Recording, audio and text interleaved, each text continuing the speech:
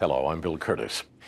People who have suffered physical or psychological abuse say that they often feel an overwhelming sense of fear and hopelessness and are unable to imagine any way out of their predicament. In certain cases, however, the abuse crosses some invisible line, unknown perhaps even to the victim, and the results can be deadly. When the residents of Ludowici, Georgia, discovered that one of their own had been murdered, it was the beginning of a story that would reveal the most intimate details of a family's dark past and divide the loyalties of a small town. In the end, a jury would be forced to decide just how much one person can take.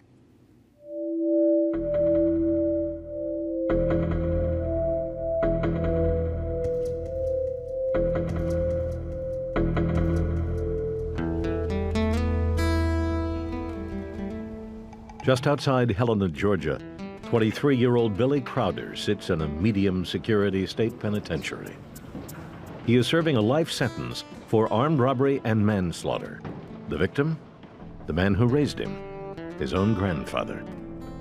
While Billy Crowder freely admits to the murder, he claims that his grandfather had abused him for years and one day just went too far. As far as killing him, I don't regret it. I mean, how long after all I've seen, everything he's done to me, and I mean, it don't bother me. Though he is now behind bars, Crowder says his life, in many ways, is better than the one he had before. Prison, you know, nobody wants to be locked up, but I am safe here. I don't get beat here. You know, it's much better than my life was out there. I mean, I don't walk around in fear every day. How could prison be better than the life he left behind? Some say a small Georgia town held that secret until it was too late.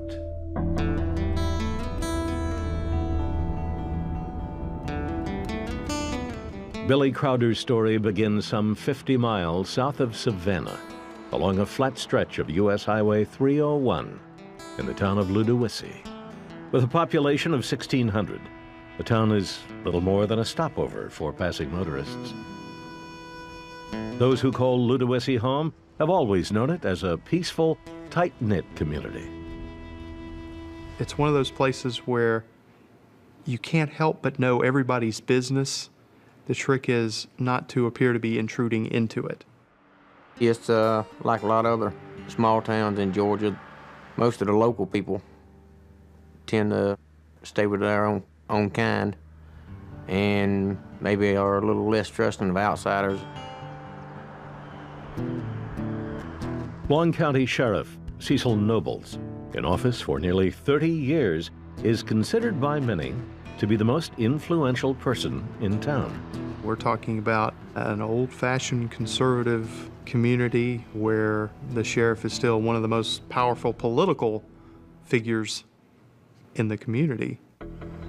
You still have, to a large extent, the good old boy network, and I have always took that to mean the sheriffs, who are the most powerful law enforcement people in most rural counties. And if you are in, then you're in, and if you're out, then you're out, and you better watch out. 64-year-old Thurman Martin, a mechanic and former truck driver, was said to be well connected to the sheriff and enjoyed the benefits of being a town insider. Thurman Martin was a, you scratch my back, I'll scratch yours, take care of things kind of man for people in the town. He had a reputation of doing that. He also had a reputation of being very violent, very violent. In 1997, Martin was a widower, living in a one-story converted church with his two grandchildren, 19-year-old Billy Crowder and Billy's sister Katie, who was 18. Their mother lived in a trailer with her husband behind the Martin home. Thurman Martin made a point of running a disciplined household, controlling nearly every aspect of his grandchildren's lives.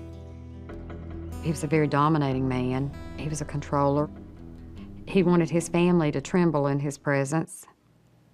They didn't do anything unless he okayed it. He was strict from,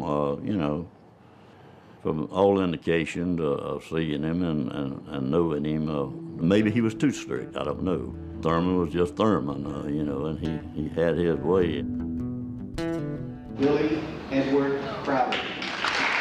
To outsiders, it seemed that Martin's firm hand had yielded good results. Billy and Katie excelled in their studies. Billy had graduated high school and was taking courses at a local technical college. While Billy worked in his grandfather's garage, his sister Katie's place was in the home. She stayed in the house and cooked and cleaned. She'd get up about 5:36 and cook a full breakfast in the morning time, and then she'd cook supper that night. You'd see them going and coming to school and, you know, things of that nature. I never had any dealings with them as far as them being in any trouble or anything of that nature. Then, on May 19th, 1997, the Sheriff's Department received a phone call from Billy Crowder. He said his grandfather, Thurman Martin, had gone missing. The sheriff, as was standard practice, brought the Georgia Bureau of Investigation into the case. They didn't yet have any reason to suspect foul play. The family had related to law enforcement that some clothing was missing, which appeared that he may have left on his own accord. So at that particular time, there was no massive manhunt for Thurman. 3 days later, Deputy Chief of Police Sonny Chambliss visited the Martin house for some follow-up questioning. He stumbled onto an unusual scene. They was all dancing. There were several of them there. Katie was there, and some boys was there. All of them, they was just basically having a party. Something wasn't right. They was too happy. That's when I felt like they knew something about it. But it was just a hunch, and police continued to treat the disappearance as a missing persons case. 3 more weeks went by with no sign of Martin. Then on June 10th, 39-year-old Diane Crowder Stanton, Martin's daughter and the mother of Billy and Katie, surprised authorities with a shocking allegation. She claimed that her father had raped her on multiple occasions.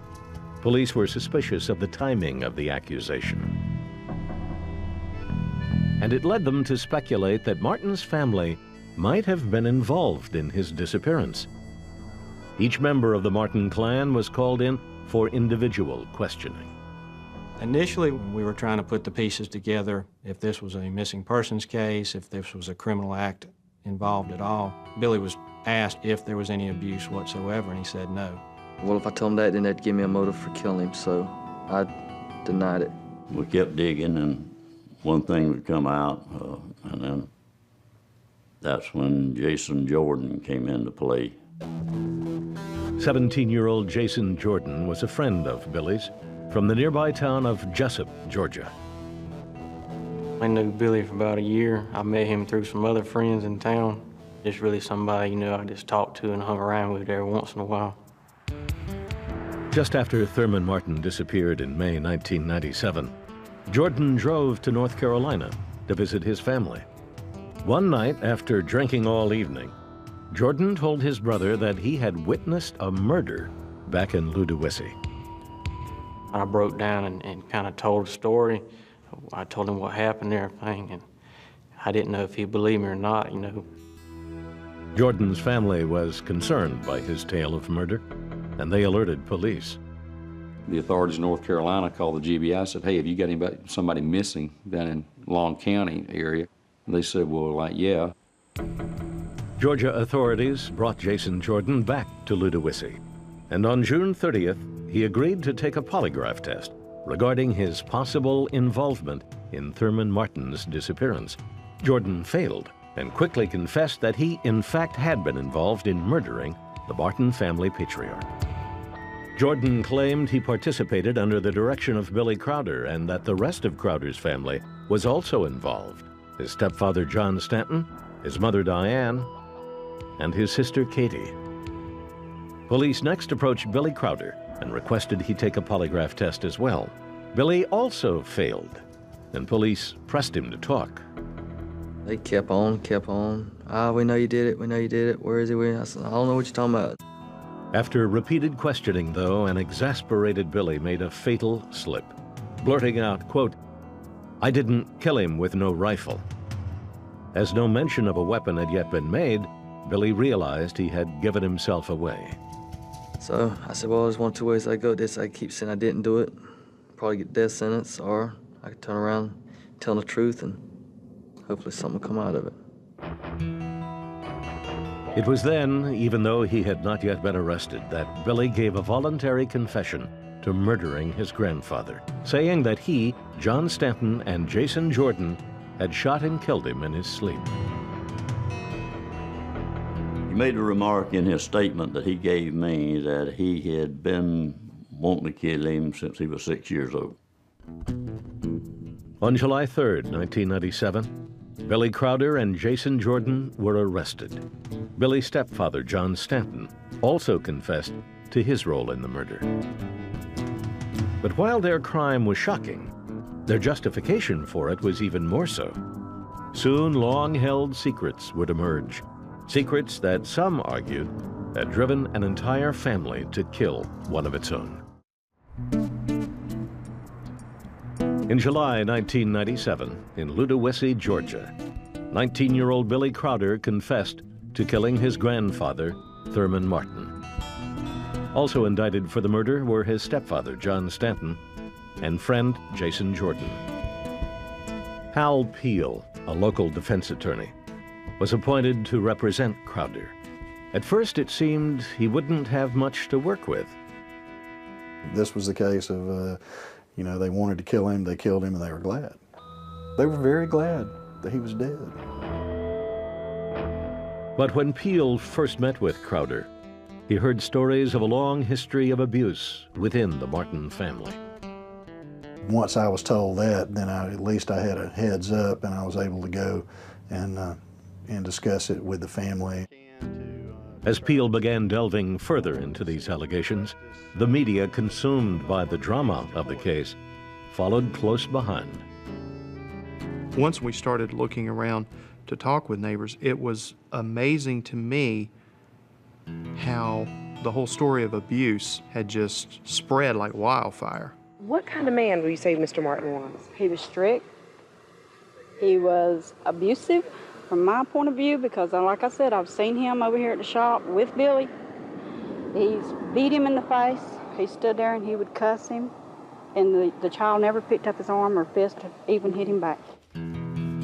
To attorney Hal Peel, the story taking shape was not one of cold-blooded murder, but instead something closer to justifiable homicide.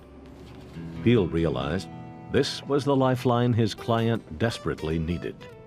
We had a recent Georgia Supreme Court opinion that gave us a jury charge on being a battered person as being a valid defense. The attorney hired psychologist Daniel Grant, an expert on domestic abuse, to interview members of the Martin family. His initial findings painted a grim picture of the grandfather. Thurman Martin was not a nice man. He, according to the family, was very abusive towards the children for more than one generation.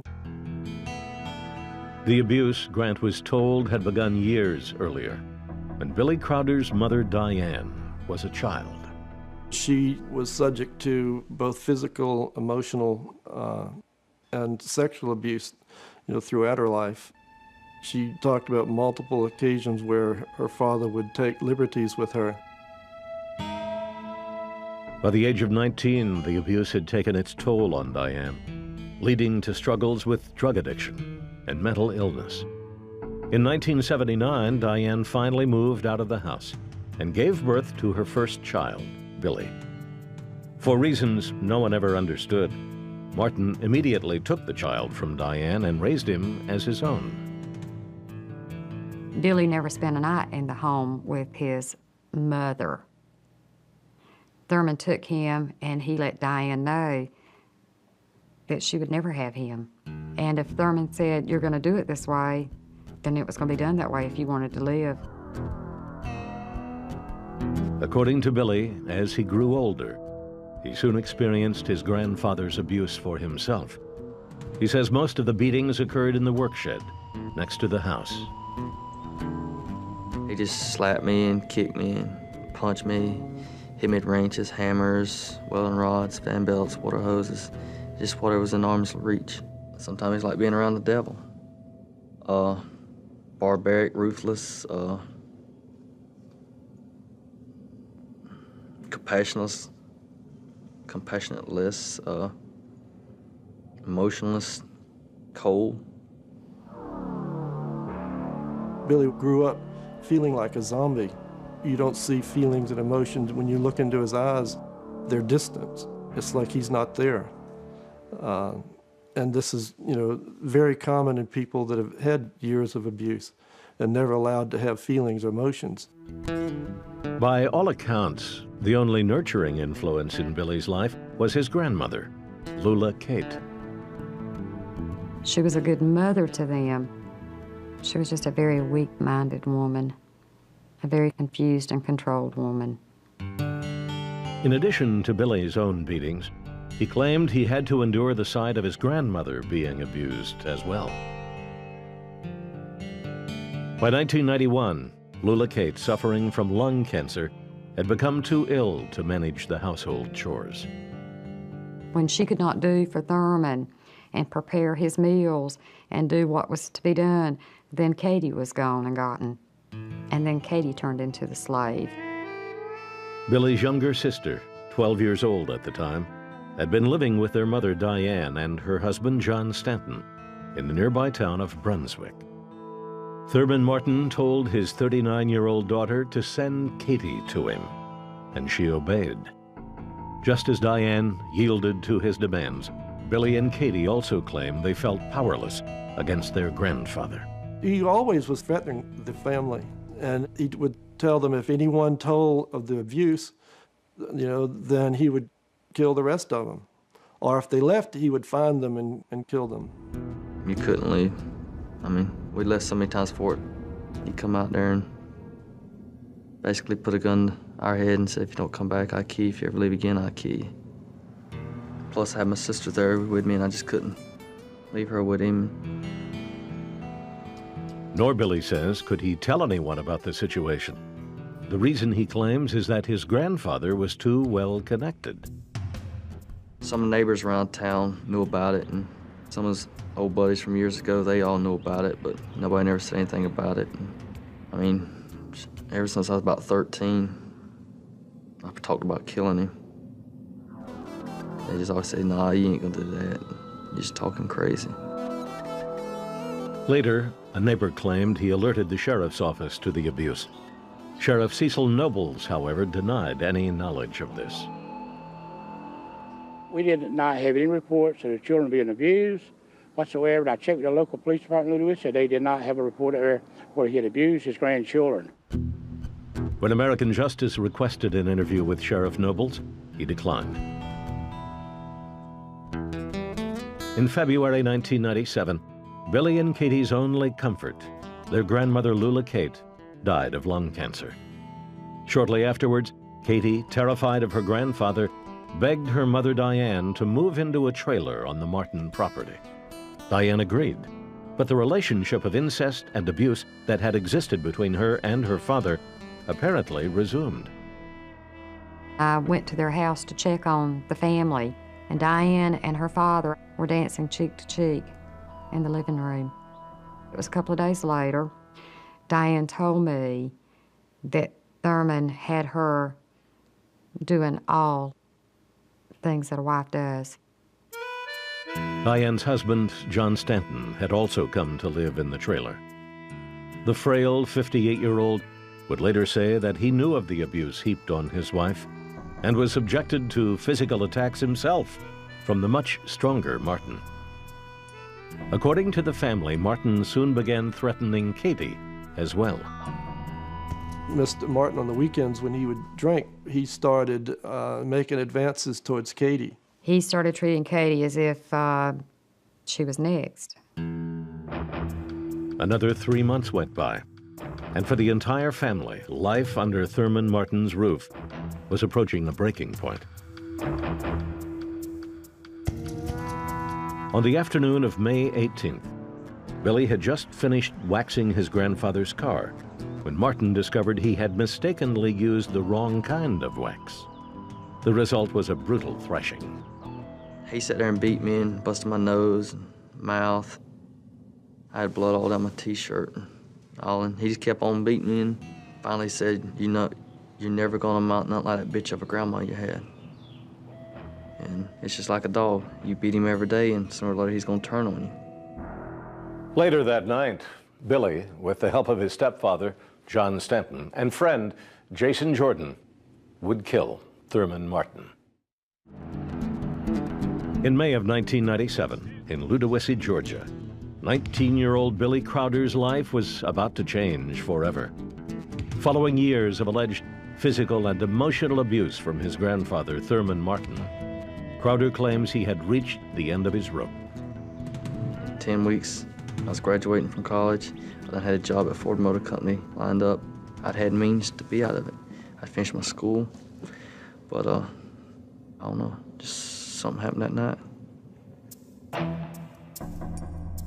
On the evening of May 18th, soon after Crowder says he received a brutal beating from his grandfather, he made a phone call to his friend, Jason Jordan. About 5, I called Jason up, and I said, "Hey man, I got a job for us to do." He said, "What is it?" I says, "You know what it is." He said, "All right." The plan being hatched was one of murder. The evening of the crime, Billy and his sister Katie, as usual, ate dinner with their grandfather. Afterwards, Billy went to his room, cleaned his guns, and waited for Martin to go to bed. Finally, he went to sleep, and saw him go in his room. I went out and picked the guns up and put them in the car, went and picked Jason up. When Billy and Jason returned, they met up with Billy's stepfather, John Stanton, who also agreed to participate. Inside Stanton's trailer, several guns were distributed. After Billy and Jason changed into military attire, all 3 men approached the Martin house. Billy entered alone through a back window, then let Jason and John in the front door. We went to the kitchen counter. All around says, "All right, y'all ready for this?" They said, "Yes." I said, "You sure?" I said, "Once you do this, there's no turning back." They said, "All right, we know." Leaving Jason in the kitchen, Billy and John, guns drawn, crept softly towards Martin's bedroom. Billy entered first. I went in the room there and pulled the trigger. It's an automatic rifle, so one clip ended a couple seconds. So as I seen the first 2 or 3 bullets hit the back of his head and his skull open up. That's whenever I realized what I'd done. I mean, I knew what I was doing. Nobody was gonna stop me from doing it. But that's when I realized, hey, I just killed somebody. After Billy fired his gun, John Stanton, as agreed, took a turn shooting Martin. And then John called me to the door, tried to get the gun to me. He said, "You got to shoot him too, so that way you be down with everything." And I told him, I said, "There ain't no way I'm gonna shoot him." Thurman Martin, though, was already dead, and the 3 conspirators began the cleanup. Before the blood started pouring out, wrapped him up in a couple bags, tied him up with shower curtains. Then we carried him outside and dug a hole. While Stanton stood by, Crowder and Jordan dug the makeshift grave and buried Martin in his own front yard. The men then devised a story to tell authorities. Their plan was to make it appear as though Martin had left town on his own. He wouldn't lift his glasses and his wallet and everything. So I took, grabbed the pants and glass, everything, threw in the bag, and I felt the wallet and I said, "Dang." Inside the wallet, Billy Crowder found $600 in cash, which he later used to pay bills and buy groceries. Afterwards, John Stanton went back to his trailer, and Billy drove Jason home. When Billy at last returned, it was nearly 6 a.m. He took a shower, and for the first time in years, he says, had a restful sleep. I felt safe then. I had no more worries. Didn't worry about if I was going to die that day or the next day or when. Safe, I guess, is the main thing. Both Billy's mother, Diane, and his sister, Katie, say they learned about the murder later that morning. and willingly pitched in to help clean up the crime scene. Diane and Katie, they was cleaning the house with bleach and everything, trying to hide evidence, and I think they found some shells on the floor, and they stripped his bed down and everything. Billy then noticed a final glaring detail that needed attention. I'm looking outside there through the window, and I see this big old huge hole out there, or freshly turned earth. It like got grave, written all over. I was, oh no. Billy immediately drove to pick up Jason, and the two of them went searching for something that would hide the fresh grave. Their first and only stop was a garden supply store. Found some tomato plants that's about 2.5 foot high. They had tomatoes on them about the size of a quarter. And it was perfect, just like a regular garden. When Billy Crowder gave his account of the murder to police, he was not entirely forthcoming with this part of the story. Well, actually, I never did tell him where they buried him. I said, you don't know where he's at, go rent the movie The Last Supper. You'll know where he's at. The 1995 film features a group of young friends who murder unsuspecting dinner guests and then bury them in a backyard tomato garden. On July 3rd, the same day as Billy's confession, detectives screened the film, then went to the Martin property, where they discovered the tomato patch. Police then brought in a backhoe and began digging. Working in the afternoon sun, with the temperature topping 100 degrees, investigators exhumed the body of Thurman Martin. He was wrapped in a shower curtain. He had plastic bags on his head. The yellow nylon rope, as was described to us, was also there. After weeks of searching, Dal Kennedy, a reporter who had covered Martin's disappearance, was there at the scene. The body had been buried less than 50 feet from the house. You would think the body would have been found miles away in some remote place, maybe out in the woods or something, but that it was so close by was what was really eerie about it. Almost a year after Thurman Martin's body was discovered, Jason Jordan was tried for his role in the crime. The jury took only 18 minutes to find him guilty of murder, and he was sentenced to life in prison. Billy's sister Katie and their mother Diane both admitted to helping conceal the murder. In return, they each received only a short prison sentence and probation. Prosecutors now went to work on their case against Billy Crowder and John Stanton, which they maintained was simple, cold-blooded murder. The defense, however, was busy gathering witnesses who would testify to the years of abuse the family had been subjected to, and in so doing, try to sway the jury that this was in fact a justifiable homicide. In June of 1998 in Ludowici, Georgia, Billy Crowder and his stepfather, John Stanton, were about to stand trial for murder and armed robbery. The two men had admitted to killing Billy's grandfather, Thurman Martin, but claimed it was in self-defense after years of abuse. As the trial date approached, the town and the media focused all their attention on what had become known as the tomato patch killing. It's a crime that stunned all of southeast Georgia. An entire family is now charged with the murder of the family patriarch. After weeks of searching, authorities found Martin's body last July buried right beside his house. You've got all the elements. You've got a small southern town, a family with dark secrets, and then you throw in, you know, a couple of tomato plants. When I first read about the tomato patch killing, it just struck me a little bit strange. You just don't wake up one night and decide, well, let's go kill our grandfather tonight. There's got to be reasoning behind that. Jury selection began on June 16th. 59-year-old defendant John Stanton, suffering from bone cancer, arrived weak and infirm.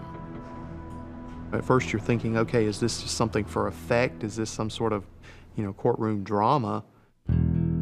Once inside, Stanton's blood pressure dropped to a dangerous level, and an ambulance was called to take him to a hospital. To see them bringing him down the stairs on a stretcher, loading him up in the ambulance, you're just thinking, okay, can this case get any crazier? A month later, Stanton had recovered, and on July 13th, a jury was at last selected. They were sequestered at the local Motel 7. The trial commenced the following day. This is not going to be a whodunit, I don't think. This is not going to be the how to happen. It's going to be gunshot wound to the back of the head. Over the next few hours, prosecutors presented the signed confessions from each of the defendants, as well as photographic and other evidence gathered at the crime scene. They urged the jury to follow the facts of the case, which they said told a simple story. All I know is that they went in, shot the man laying in the bed asleep, and that's murder. That afternoon, Billy Crowder's attorney, Hal Peel, laid out his case. The strategy was to show that Billy had been suffering from so-called battered person syndrome, and that he saw no alternative but to kill his abusive grandfather, Thurman Martin. Peel called 11 witnesses who testified to seeing Martin abuse the family. They described for the court multiple acts of violence committed against Billy Crowder and his sister Katie. When you heard it all on the stand, one person after another, you know, you're thinking, okay, you know, these kids have got to be indestructible, you know, to be able to live through all of that. Katie Crowder, Martin's granddaughter, testified next. She tearfully recalled how her grandmother had endured the torments of Thurman Martin. He went to the drawer and he pulled out a big butcher knife and put it up to her throat and threatening to kill her right in front of me and my brother. While on the stand, Katie also claimed that her grandfather had tried to rape her. It was a startling allegation she had not told anyone before, not even the police investigating the murder. During cross-examination, the prosecution sought to discredit Katie's charges. The allegations of abuse just kept getting worse and worse and worse. You've already talked to the police. If this had happened, why didn't you tell them? You know, why are we just now hearing it? Defense attorney Hal Peel, though, had an explanation. You don't just go around making those kind of allegations about your granddaddy, you know, anywhere, but especially not in a small town like that. The next witness for the defense was the most highly anticipated, 20-year-old Billy Crowder. In a matter-of-fact tone, Crowder gave the court first-hand accounts of the physical and psychological torment he and his family had endured for years. They made me lay my hand down on the vise, take a pair of pliers, and busted my knuckles for it. He said, "You'll learn to hold it next time." To bolster both Billy and Katie's testimony, the defense called its one expert witness, psychologist Daniel Grant. They perceive they have no alternatives or few alternatives. Grant testified that Thurman Martin's relentless abuse had at last driven the family to murder. The prosecution fought back hard in its rebuttal, arguing that Billy Crowder's battered person defense exaggerated the extent of Martin's abuse. It leads you to wonder whether it was made up. And I'm not saying all made up, but it couldn't have been that bad to justify shooting him while he's laying in the bed. I mean, if you believe the abuse that Billy Crowder testified to, I mean, he's walking medical history. He should be dead. The prosecution also pointed out that none of the abuse had ever been reported to authorities. On the stand, Long County Sheriff Cecil Nobles contradicted earlier defense witnesses who said that attempts had been made to alert police to the abuse. The sheriff also claimed he and Thurman Martin were not close friends. Many in the courtroom found this testimony difficult to believe. He said that he hardly knew Thurman Martin, and he was an active pallbearer at Thurman Martin's funeral. And I felt like to be an active pallbearer at a funeral, you have to know that person. Finally, the prosecution questioned why Billy, along with his sister Katie, had remained with their abusive grandfather at all. At age 19, why don't you leave the house if you're getting beat up this bad? If it had been a 14, 15-year-old kid, then it might have been different. But at age 19 and a healthy person, I mean, you got to believe this guy's Al Capone or something to be that scared. Following Billy Crowder's testimony, John Stanton took the stand to claim that he too had suffered Thurman Martin's abuse and had acted out of self-defense when he participated in the killing. While everyone's attention remained focused on the murder charges facing Crowder and Stanton, it was on the less serious, almost forgotten count of armed robbery that their fate would hinge. For 2 days in July 1998 in Ludowici, Georgia, a jury had heard testimony in the trial of Billy Crowder and John Stanton. The two were accused of murdering family patriarch Thurman Martin, who they claimed had abused them for years. A third person, Jason Jordan, had already been convicted of murder for his role in the crime. Prosecutors now turned to one of the other charges facing the men, armed robbery, a charge Billy Crowder's attorney Hal Peel had thus far paid little attention to. I was worried more about about getting this kid off of a murder charge than I was about an armed robbery charge. I thought there is no way that a jury will find him guilty of armed robbery because, in my way of thinking, you can't armed rob a dead man. The charge had been added after Billy Crowder mentioned to police that he had taken his grandfather's wallet following the murder. Once the testimony came out that this was money that Billy had supposedly earned, I think that's where a lot of people looked at it and said, no, this charge doesn't add up. Why is it here? Still, prosecutors pushed ahead, making their case that armed robbery had in fact occurred. Armed robbery in Georgia is defined as taking property from the person or the immediate presence of another person through the use of an offensive weapon. Whether they're dead or not first, that's still armed robbery. As the trial drew to a close, everyone in town seemed to have an opinion. It was wrong what I heard, the allegations of abuse. It was wrong for that to have happened, but they shouldn't have took the law in their own hands. That unless it's self-defense, I don't think murder is ever justified. Either you felt like they were guilty, horrible people, or they had killed a guilty, horrible person themselves. Defense attorneys say they provided more than enough evidence that Thurman Martin held his family in a reign of torture and terror, but it will be up to a jury to decide whether or not murder was their only method for escape. In Ludowici, I'm Dow Kennedy. Jury deliberations began on July 16th, 1998. It was really hard for some of the members of the jury because some of them came up in abusive families, and they were, I think, seeing themselves. After nearly 6 hours, the jury came back with their verdicts. They found 59-year-old John Stanton guilty of murder, and he was sentenced to life in prison. John Stanton's verdict, we didn't spend that much time on it. He didn't grow up under the abuse that Billy did. He was older, he was grown up. I think he had a choice, and he could have made a different choice. To Billy Crowder, though, the jury showed sympathy.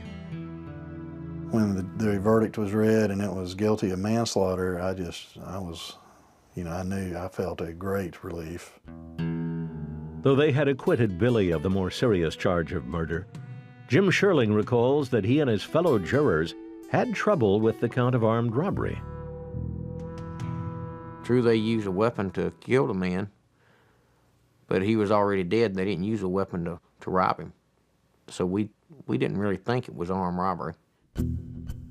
But based on the definition of armed robbery in Georgia, the jury felt they had no other choice than to find him guilty. Relieved that he had escaped the murder conviction, Billy Crowder now listened as the judge handed down his sentence. They read 5 years manslaughter. I'm like, well, 5 years ain't so bad. Do 4, be out. But then came the armed robbery charge. The sentence, life in prison.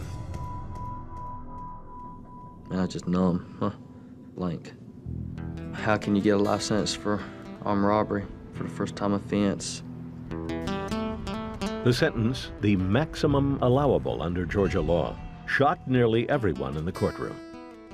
I suppose that in the judge's mind, that equaled the playing field so that my guy who did pull the trigger, who was not convicted of murder, would get the same sentence as the guys who were convicted of murder.